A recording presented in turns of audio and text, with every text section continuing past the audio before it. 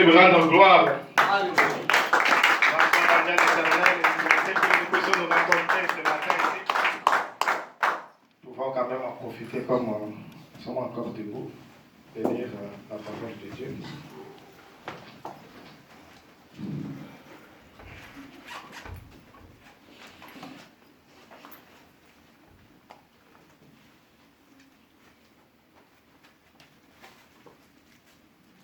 Nous allons prendre Exode.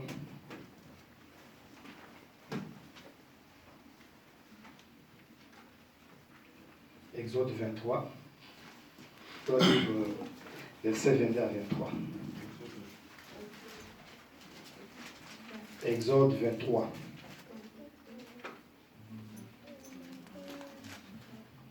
Versets 22 à 23. Mais si tu écoutes sa voix, et si tu fais tout ce que je te dirai, je serai l'ennemi de tes ennemis, l'adversaire de tes adversaires. Mon ange marchera devant toi et te conduira chez les Amoréens, les Étiens, les Phéréziens, les Cananéens, les Éviens et les Jébusiens, et je l'exterminerai. Amen. Amen. Nous te disons grandement merci, Père. Bénis cette écriture de la parole, mon Dieu, mon roi, qui nous donne l'assurance, Père éternel, et une responsabilité sacrée, Père. Descends en scène, mon Dieu, mon roi, et fasse-moi si petit que je suis, Père éternel, qui n'a même pas de taille, Seigneur, afin que toi seul tu puisses parler à ton peuple, mon Dieu, mon roi. Manifeste ta grandeur, Père éternel. Soutiens-nous du début jusqu'à la fin, Père céleste, afin que ceux qui ont mené des problèmes, Père, puissent te rencontrer, mon Dieu, mon roi. Parce que toi, tu as tout incarné, Père éternel. Au nom puissant de Jésus-Christ, nous avons ainsi prié. Amen. Veuillez vous asseoir.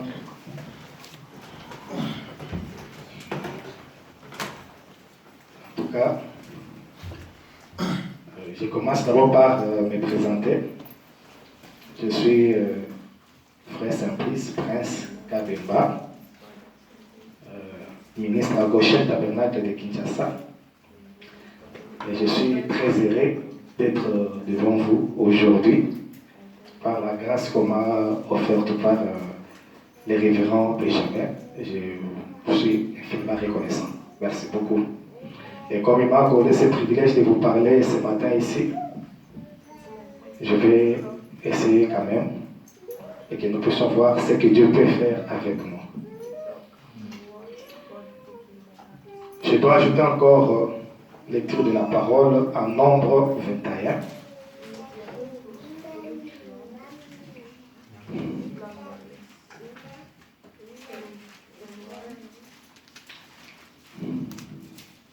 Nombre 21, 1 jusqu'à 9.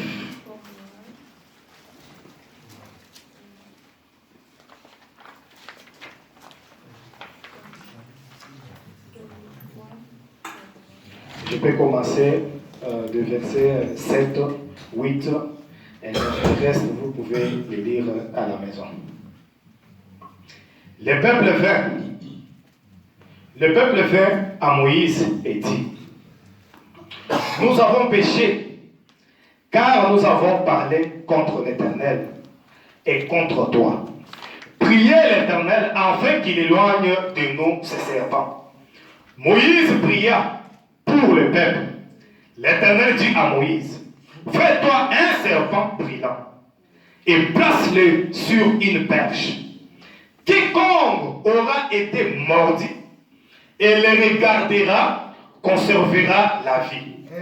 Moïse fit un serpent d'airain et le plaça sur une perche. Et quiconque avait été mordu par un serpent et regardait le serpent d'airain conservait la vie. Et c'est pourquoi j'intitule ce thème d'aujourd'hui ici. Regardez, d'abord écoutez, regardez et vie, car c'est ta responsabilité. Amen. Amen. C'est tout ce qui nous concerne. La première des choses, quand la parole de Dieu est apportée, nous devons d'abord tirer attention. Écoutez d'abord. Et regardez. Parce que nous avons un problème. Et la solution, il faut regarder d'abord. Et dès que vous regardez, vivez maintenant. C'est tout ce qu'on demande. Car c'est notre responsabilité. Et comme nous parlons de notre responsabilité, je peux courir directement à Consolateur.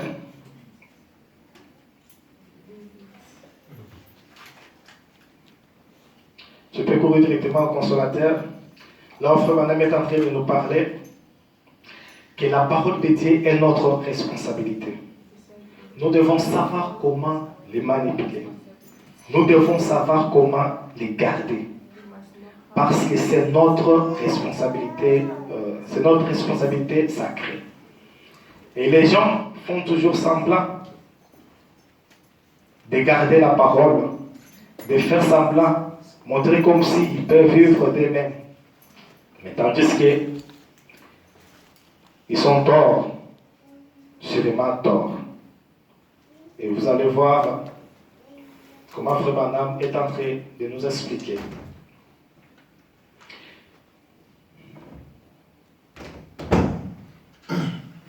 Il est en train de nous dire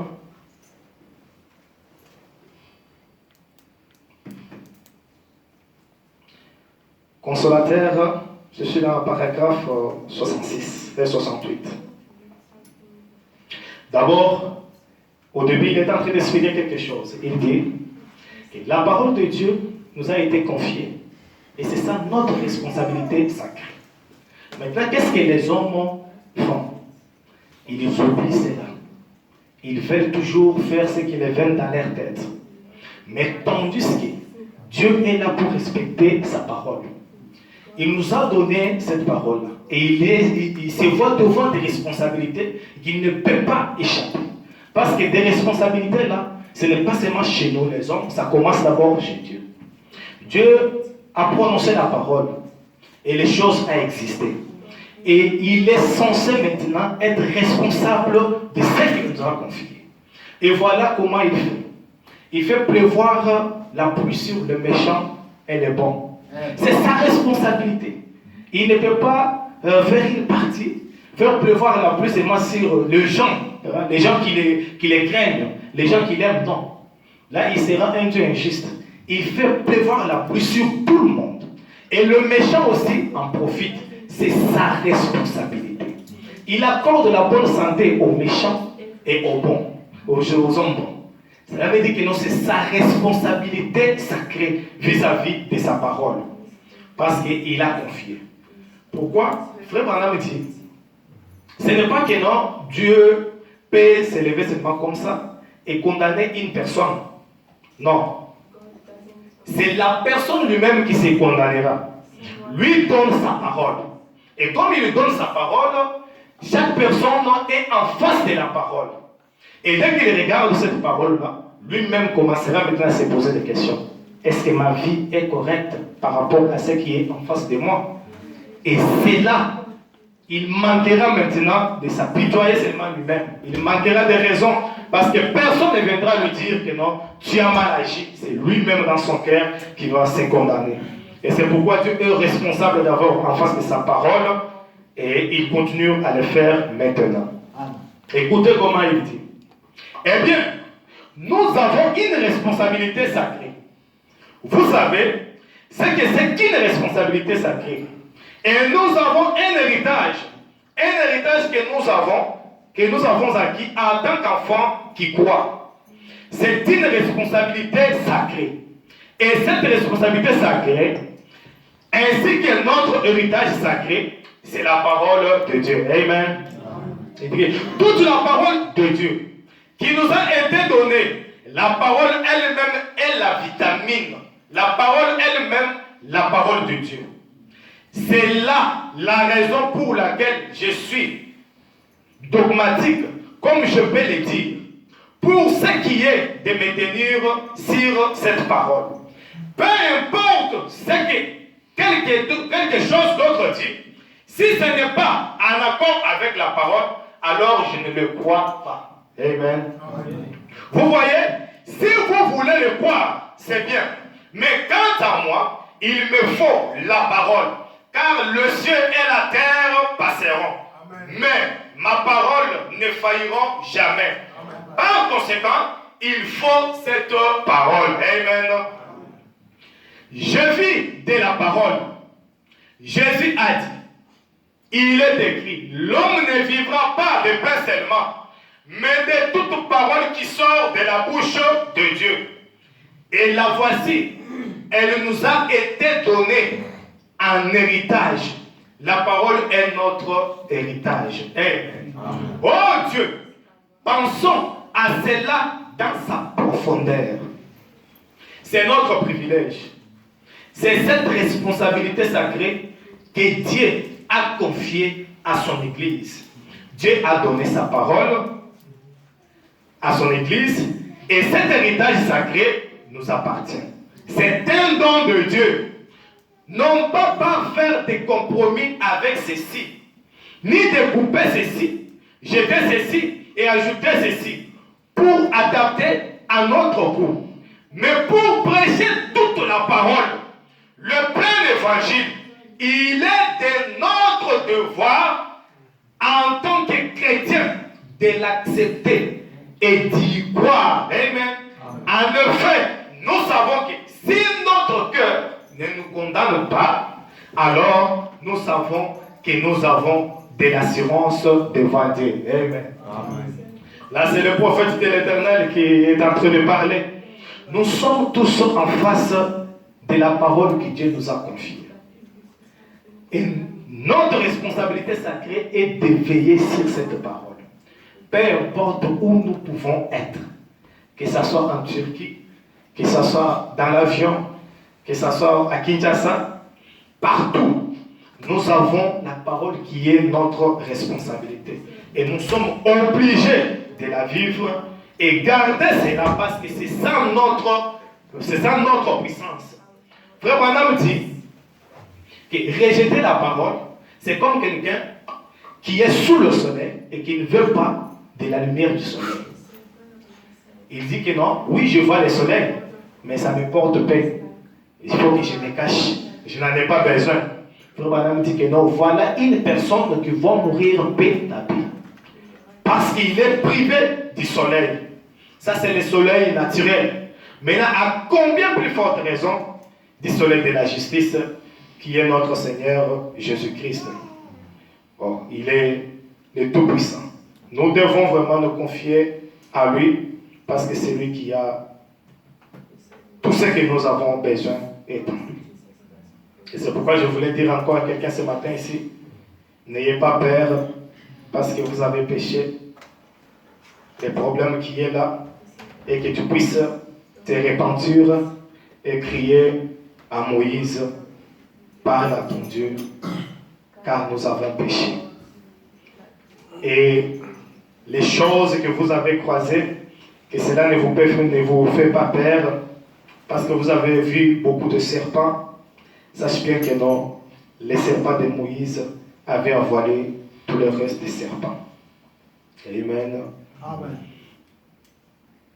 Et je continue toujours.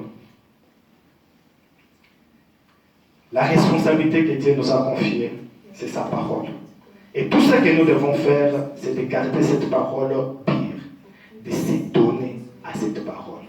Nous trouvons cela si petit. Nous trouvons cela quelque chose à négliger. Et c'est pourquoi Dieu nous frappe. Il nous frappe des péchés, il nous frappe des choses qui peuvent, comme il avait créé des serpents. Il nous frappe des choses qui peuvent nous manquer la paix, qui peuvent nous faire en manquant la paix. Et c'est pourquoi nous devons veiller sur cela. Écoutez comment il dit, oh Dieu, laisse-moi être ce genre de personne qui peut dire, Dieu l'a dit, c'est vrai. Et être tellement mort à toute autre chose que ça deviendra comme des reins qui résonnent ou une cymbale qui retentissent. Viens ici. Et vous tous, les anges, venez ici. J'aimerais vous montrer quelque chose. Voyez cet homme-là, à genoux, les mains levées. Il a repoussé son propre enfant. je lui avais donné. Et maintenant, il remet, je veillerai à ce qu'il le conserve. Amen. Il a dit à Gabriel. Ce sont des responsabilités. Il y a eu le papa de Moïse qui s'est retrouvé que Dieu m'a confié l'enfant Moïse. Et comme il m'a confié l'enfant Moïse, et maintenant là, on veut maintenant me prendre, me ravir cet enfant. Or, l'enfant était le libérateur dans l'avenir. Alors, qu'est-ce qu'il a dû faire? Il a dû prendre Moïse et aller maintenant le jeter dans l'eau, tout près des alligators. Là, qui sait qu'il pouvait les broyer dans un petit temps, dans quelque chose, n'importe comment. Et maintenant, vous allez voir que quand Dieu voit cela, il voit que l'enfant que j'ai confié à cet homme, il a fait en sorte qu'il puisse me ramener cet enfant-là. Maintenant, de mon côté, qu'est-ce que je dois faire? Je dois faire en sorte que je puisse garder cet enfant. Pour garder l'enfant, qu'est-ce que je dois faire? Je dois envoyer les anges. Et moi-même, Dieu, je dois descendre. Et c'est pourquoi je veux vous dire que non, que ce soit le péché que vous avez commis, si vous êtes un fils de Dieu, Dieu ne vous a pas oublié. Il descendra toujours pour te garder. Le problème, c'est de garder et veiller sur la parole. Et retourner sur la parole si vous l'avez rejeté. C'est tout ce qu'il demande. La parole est notre responsabilité sacrée. La parole de Dieu est notre responsabilité sacrée. Amen. Nous devons veiller sur cela. Peu importe là où nous sommes, nous devons veiller sur cela. Amen. Manquer de faire cela, cela nous attire des années. Cela nous amène des années. Amen. Vous voyez, parfois qu'est-ce que nous faisons? Nous demandons à Dieu, Seigneur, aide-nous, je vais te faire telle chose. Seigneur, aide-moi, je vais faire telle chose. Et quand Dieu aide, et tu te retrouves dans l'abondance, tu vois que le problème qui était en face de toi, là, Dieu a élevé cela, Dieu a effacé cela, et tu oublies directement. Et dès que tu oublies directement, et tu commences à dénigrer les choses de Dieu, tu donnes de l'importance à ce que tu fais, ça se fait que non, cela suscite la colère de Dieu. Et quand cela suscite la colère de Dieu, Dieu frappe. Et la personne se retrouve encore dans le péché.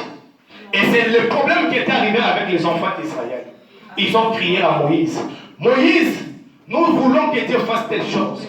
Nous voulons que Dieu fasse telle chose. Et Dieu a fait ce que ces gens avaient demandé. Et qu'est-ce qui est arrivé? Ils ont rejeté maintenant la parole de Dieu. Ils ont commencé à parler en mal contre Moïse. Ils ont commencé à murmurer entre eux-mêmes. Et cela a suscité la colère de Dieu. Et Dieu les a envoyés des serpents brillants. Et ces serpents-là a commencé à le mordre. Et le serpent a tué beaucoup de gens. Et ils ont commencé à crier. La première chose à faire, ils se sont souvenus. Non, on nous avait donné la parole de Dieu qui est notre responsabilité. Et nous n'avons pas veillé sur cette parole. Mais qu'est-ce que nous devons faire? Revenons à la parole. Moïse, parle à ton Dieu. Parle à ton Dieu. Car nous sommes maintenant dans les défaites. Sinon, nous allons être exterminés. Parle à Dieu. Que Dieu puisse faire quelque chose. Et voilà comment Dieu m'en a fait. Comme à ce moment-là, les enfants d'Israël aimaient les choses spectaculaires. Et Dieu a dit à Moïse, élève une pêche. Mets une pêche et prends le serpent d'airain, mets là-bas. Quiconque regardera à ce serpent d'airain aura maintenant la vie sauve. Amen. Alors, là, chaque personne était déjà abattue. Coincé. Tu oses ne pas regarder, tu es mordu par le serpent et tu meurs. Parce que tu ne pouvais pas tarder encore. Et alors, chaque personne se retrouve maintenant dans la responsabilité de regarder au serpent d'airain. Sinon, tu ne regardes pas, la mort est à côté de toi. Alors, il faut à tout prix regarder à ce serpent-là. Et maintenant, les gens se retrouvaient poussés à bout avec la foi. Et dès qu'ils regardent au serpent, et les gens recevaient maintenant la guérison. Maintenant, regardez. Donc ils recevaient cette guérison-là. À un certain temps, ils ont encore oublié. Ils ont encore oublié. C'est la nature des hommes. Ils ont compris que Moïse, lui, n'a rien à faire. Notre problème maintenant, c'est les serpents. Si nous avons un problème, on regarde au serpent et nous avons la solution. Et ils ont amené l'idolâtrie. Et Dieu a demandé encore à Moïse de briser ces dents. Et c'est comme ça que Dieu fait des choses. Et il continue à marcher et il crée encore d'autres moyens. Alors tout ce que Dieu nous demande, nous, ce matin, ce n'est pas de regarder le serpent et adorer. Non, ce n'est pas cela que Dieu nous demande. Dieu nous demande de regarder le serpent et vivre. C'est tout ce qu'il nous demande. Car c'est ça notre responsabilité. Notre responsabilité, ce n'est pas de regarder et adorer le serpent. Non, c'est de regarder et vivre maintenant. Et maintenant, gardez cette parole-là, parce que c'est ça notre responsabilité. La parole était comment? Regardez au serpent. Et tu vis. C'est tout ce qui était là. Et voilà que, à cause de leur comportement, de changer que les serpents deviennent leur Dieu, leur idole, Dieu a dû marcher et il a changé le style d'apporter la guérison. Maintenant, ce n'était pas encore le serpent, c'est devenu maintenant le piscine de Bethesda. L'ange devait agiter de l'eau. Et chaque première personne qui s'est jetée à l'intérieur, qui avait la foi, était guérie. Et maintenant, imaginez-vous que tout au long de piscine, il y avait les gens qui n'avaient pas la force. Et ils comptaient sur quoi? Ils comptaient sur leurs membres de la famille. Et c'est leurs membres de la famille ou leurs amis qui pouvaient les transporter et les jeter dans la piscine. Ceux qui avaient la force. Et dès qu'il tombe en première position, il a la guérison directement. Amen. Maintenant, imaginez-vous à une personne qui n'a personne pour l'aider. Qu'est-ce qu'il va faire? Et c'est le cas avec l'homme qui était couché au lit. Des années et des années. Il n'avait pas une solution. Et ça peut être le cas de quelqu'un ce matin ici. Tu traverses des moments tellement difficiles et que tu n'as personne pour t'aider. Tu n'as personne pour te prendre et te jeter dans la piscine. Tu n'as personne pour t'aider, te jeter dans la piscine. Tu n'as même pas la force de grimper toi-même parce que dès que tu essaies, il y a déjà quelqu'un qui est fort qui se jette directement. Il y a déjà quelqu'un qui est fort qui soulève son frère et qui lui jette directement. Alors, quant à toi, qu'est-ce que tu peux faire? Tu es déjà limité. Et il y a des gens qui sont comme ça aujourd'hui. Leurs problèmes les coincent tellement qu'ils manquent des solutions. Ils manquent des solutions. Alors, quand tu es arrivé à ce point, lève les yeux, regarde au ciel. C'est là où nous venons notre secours. Parce que, à cause de ta position, si tu regardes à Dieu, Dieu peut faire quelque chose. Et tu vois que non, cela a amené la distraction. Les gens étaient là en train d'attendre que la piscine soit agitée. Or, tandis que la guérison n'était pas encore dans la piscine, la guérison était devenue maintenant une personne en train de marcher. La guérison avait changé maintenant de position. Le problème qui était là, c'est que Dieu était en train de chercher une personne de confiance en qui tu dois regarder et ne pas adorer pour vivre. Amen. C'est ça ce que Dieu voulait. Alors, cette personne-là, il a commencé à marcher en trouvant la personne qui était délaissée, qui était coincée, qui n'avait pas personne pour l'aider. Il ne s'attendait même pas à quelque chose. Pour lui, il s'attendait seulement à la mort. C'est tout ce qu'il espérait maintenant. Et c'est pourquoi même, quand Jésus l'a posé des questions, il a commencé à donner des explications. Je suis ici. Ça fait beaucoup d'années. Et voilà mon état. Et voilà mon état. Voilà ceci, c'est là. Voilà ceci. C'est ça la nature humaine. Nous voulons souvent se plaindre en face des gens qui n'ont même pas une solution à nos problèmes. Au contraire, tu es en train d'exposer même ton problème pour que les bouches qui te critiquent puissent augmenter. Alors, évitez cela. Parlons à la personne qui est appropriée. La personne qui peut vous accorder une solution. Amen. Parce que lui-même est la solution. Amen. Tu parles d'abord à la personne qui n'est même pas expérimentée que toi. D'abord, toi, Donc, naturellement, peut-être tu es expérimenté plus que lui. Mais tellement que tu es terrassé. Tu es terrassé par des problèmes et tu commences à parler. Et des solutions n'arrivent pas. Imaginez-vous que dès que tu es en face d'un problème et que tu essaies de parler, tu ne trouves même pas de solution. Seulement au moment où tu trouves que non, personne ne peut t'aider et tu retournes à genoux et tu regardes à Dieu et tu te poses la question, ah bon, j'ai trouvé la solution à ces problèmes. Alors gloire à Dieu. C'est tout ce que la nature humaine, les gens sont comme ça, c'est la nature humaine. Mais aujourd'hui, veillons à regarder à ce qui est essentiel. C'est Jésus-Christ qui est notre solution. Qu'est-ce qu'il y a? Oh, moi ici, moi ici, moi ici. Non, je demande alors qu'est-ce que tu fais? Oh, la guérison, ok. Lève-toi, prends ton lit et marche. Amen. Que cela se fasse maintenant. Je t'ai dit, lève-toi et prends ton lit et marche. C'est tout ce que lui attendait. Et dès qu'il s'est levé, imaginez-vous combien de personnes Jésus-Christ a dû passer ce jour-là. Parce qu'il avait guéri juste une seule personne ce jour-là. Alors aujourd'hui, ne regarde pas que le problème que tu as amené là, tu vas retourner avec. Ou ne dis pas que non, Jésus-Christ aujourd'hui, il va faire quelque chose pour quelqu'un d'autre. Crois en toi qu'aujourd'hui c'est moi, pas quelqu'un d'autre. D'abord, c'est moi. Alors ce qu'il demande est que tu puisses croire. Écoutez d'abord ce qu'il te dit. Et dès que tu écoutes ce qu'il te dit, tu regardes et tu vis. C'est tout ce qu'il a besoin.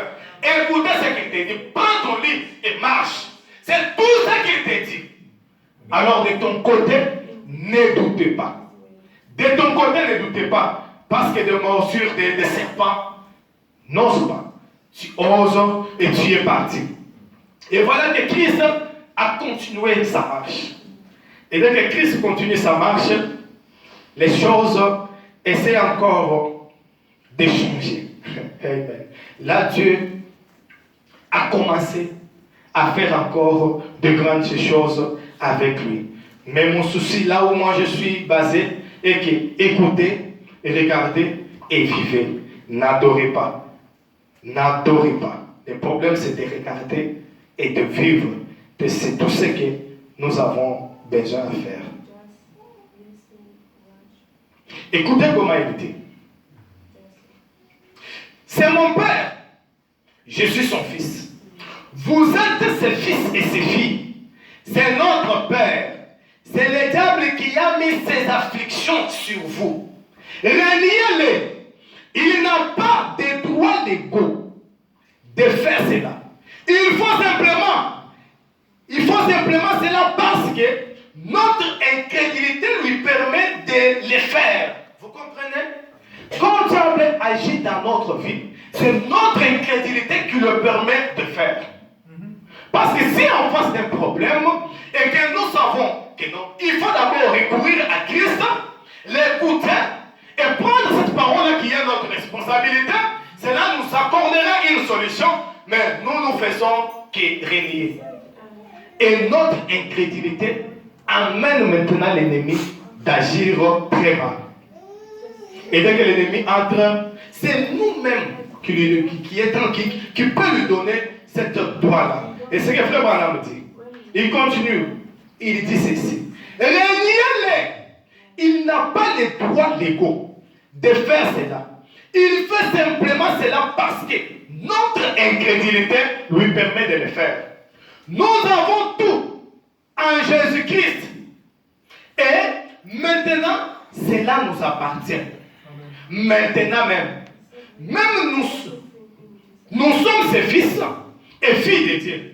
Et les postérités d'Abraham, avec une alliance inconditionnelle, avec la puissance du Saint-Esprit, avec la résurrection de Christ, avec des signes et des prodiges. Mais pourquoi vous inquiétez-vous? Vous êtes le fils de la promesse. Nous sommes en train de marcher avec la promesse de Dieu. Dieu a confié cette promesse-là à Abraham. Il a payé la dîme des gentils. Et il marche. Dieu l'a confié la promesse. Et cette promesse-là est avec nous aujourd'hui parce que nous sommes les fils d'Abraham spirituels. Et pourquoi vous inquiétez? Pourquoi vous pouvez vous inquiéter? Nous sommes les fils de la promesse. Et la promesse d'Abraham, c'était quoi? Ta postérité possédera les portes de l'ennemi. Et Frère Branham insiste, il dit d'autres portes, non, et pas d'autres, non. Il dit que non, toutes les portes de l'ennemi, ta postérité possédera. Alors ça dépend de la porte qui est en face de toi. Il ne faut pas s'inquiéter.